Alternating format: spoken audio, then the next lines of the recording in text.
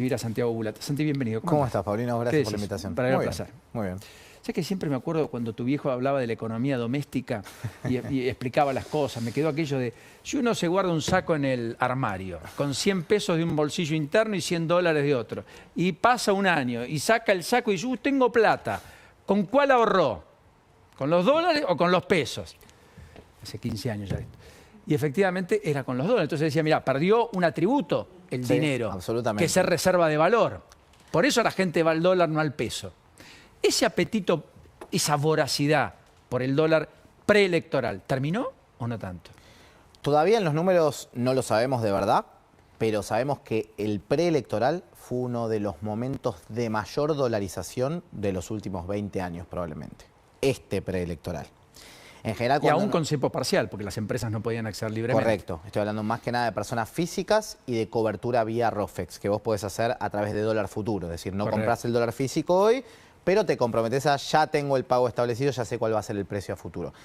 Ese conjunto de dos acciones, o compro el dólar hoy o ya compro dólar futuro, fue una de las dolarizaciones más importantes del último tiempo.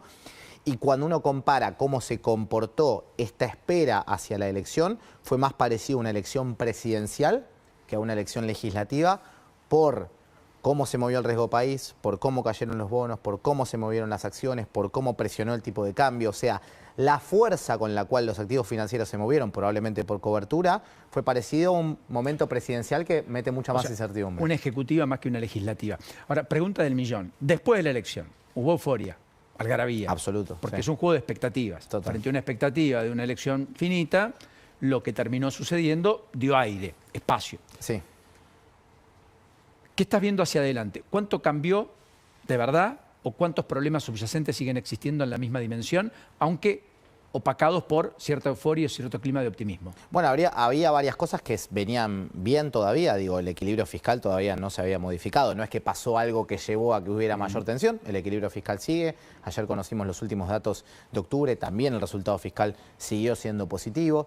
Hay una cuenta, se va reduciendo, pero sigue siendo positivo. Sigue siendo positivo, y esa me parece que es el principal ancla de este programa. En lo monetario no ha habido demasiados sobresaltos. Para mí la pata que todavía falta es el tema de reservas, que lo habrás escuchado en varios de los colegas también, que están hablando de, bueno, en algún momento va a tener que haber una recomposición de reservas. ¿No empezó a comprar el central? No, no todavía. El Tesoro algo compró, pero también porque tenía que salir a pagar algo de deuda que tenía pendiente con organismos, pero no estás viendo una recomposición de reservas. Y creo que eso es lo que Argentina, y déjame decir algo, esto no es de este gobierno, digamos, no es algo que solamente va a tener que hacer este gobierno, si en algún momento queremos ver un proceso de estabilización que perdure.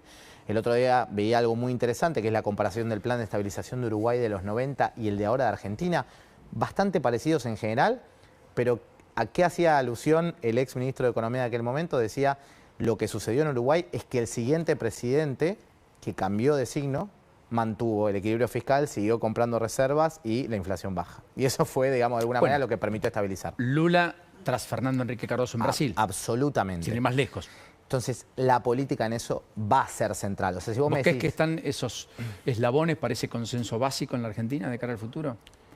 creo que hay una especie de demanda de que haya cosas que existan. Y me parece que el equilibrio fiscal pasó a ser una. Quizás queda en debate la composición de ese equilibrio fiscal. Alguno querrá con más impuestos, otros que no. Uruguay lo hizo con más impuestos, por ejemplo. Correcto. Pero creo que ya el equilibrio fiscal no se está discutiendo. Lo que sí me parece que no está en discusión es que hay que incluir a más.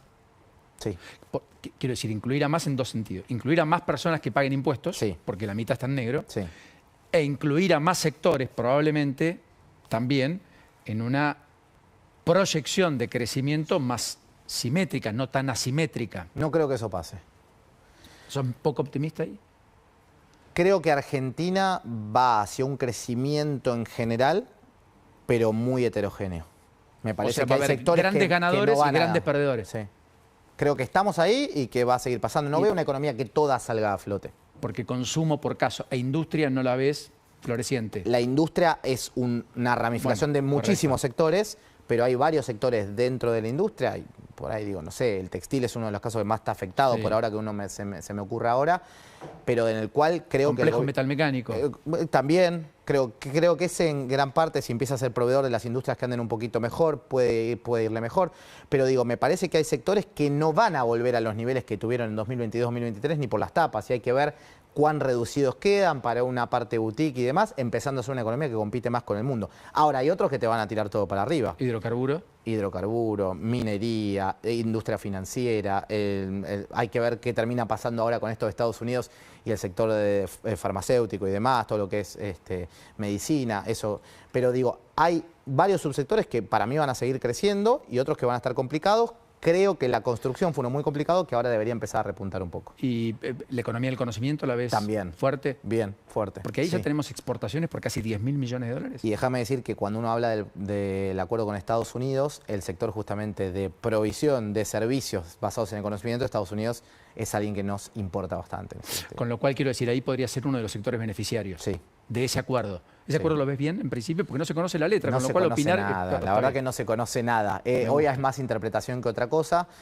Hay varios temas que ya venían ocurriendo. Digo, Argentina ya importó ganado en pie de Estados Unidos, por ejemplo. Era algo nuevo, pero ya había ocurrido previo al acuerdo. Ahora, ¿esto es necesariamente malo? No, Argentina lo que hizo es traer ciertas, digamos, cuando uno habla del ganado, hay ciertas razas que no tenemos en Argentina. Entonces las traemos acá para mejorar la genética. Bueno, eso no es negativo por traer carne de afuera, digamos, no estamos trayendo bifes de afuera necesariamente. Entonces creo que en ese sentido, el que tiene más ganas de ponerle en lo negativo, le va a poner más en lo negativo. Todavía tenemos que ver mucho la letra chica. ¿Vos sos economista? Sí. ¿Y tuviste un máster afuera? Sí. ¿En dónde? En Inglaterra, en la ciudad de Brighton, en Sussex. ¿Estuviste cuánto? ¿2 años? 1 año y monedas. ¿Qué es el contraste más importante cuando te vas afuera y volvés a la dinámica doméstica? Qué buena pregunta. Habiendo nacido en una cuna de economista. Sí, por supuesto.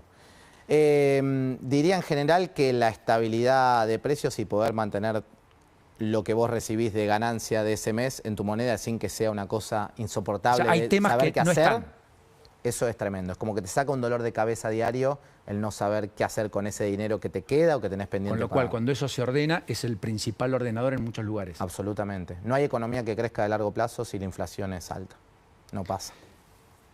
¿Y el estrés financiero cómo lo ves? Porque se habla mucho del estrés financiero hoy, que la gente no le alcanza, no llega, no está. Sí. Mirá. ¿Qué está pasando? Porque eso da la impresión que le pasa a muchos, digamos. Revolví la tarjeta, estoy al límite, no puedo hacer una erogación adicional, me bajé de plan de prepaga, cambié a los chicos del colegio, no pude pagar el viaje. Lo extra lo empiezo a reducir. Absolutamente. Mirá, para ponerlo en términos macro primero y después voy a la micro un segundo. No existen procesos de desinflación, o sea que vos decís, che, yo quiero bajar la inflación de 300 a 20 o a 10 en algún momento, si primero no ordenás los precios relativos a la economía. ¿Qué significa?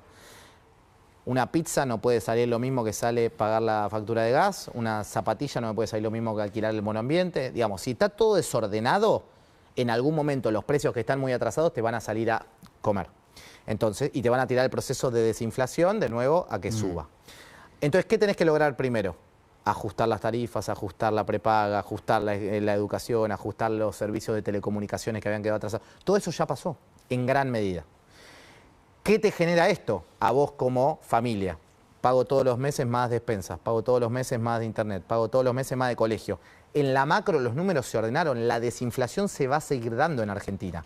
Ahora, el ingreso disponible de esas personas que antes tenían más para ir al club, para pagar el boliche, para salir a comer afuera, hoy se está viendo reducido. ¿Y en qué se ve eso? En que la actividad hotelera y gastronómica está complicada, por ejemplo. Entre otros sectores. ¿El 1 mensual de inflación, lo imaginás en el primer semestre del año que viene? Sí, yo creo que puede pasar. Yo creo que puede pasar. Va a depender mucho de cómo ajusten las tarifas, que todavía queda un poquito, pero sí. Efectivamente, el crecimiento económico, ¿lo ves en torno al 5%? ¿Al 7% como imagina el equipo económico? ¿Al 10% como dijo el propio Milei? No, lo veo más abajo. Estamos más cerca de 3 que de 7. ¿Para el año que viene? Sí. Sobre todo porque este año, si vos ves la economía hizo así. Cayó hasta abril de 2024, repuntó hasta febrero de 2025 y en febrero empezó a caerse. Si vos ya venís con una economía que viene arrastrando una caída, difícilmente, o sea, tenés que crecer mucho el año que viene para que realmente te dé una suba fuerte. Volvió a destruirse empleo privado, según las cifras del CIPA, no en gran medida, pero empieza a ser un goteo ya preocupante con algunas condiciones. Se crea empleo informal, mucho monotributista, menos empleo público, menos empleo privado registrado. Absolutamente. Pregunta del millón. ¿Imaginás un desempleo abierto de 2 dígitos a fines del año que viene, como algunas proyecciones marcan, o no es tema para vos?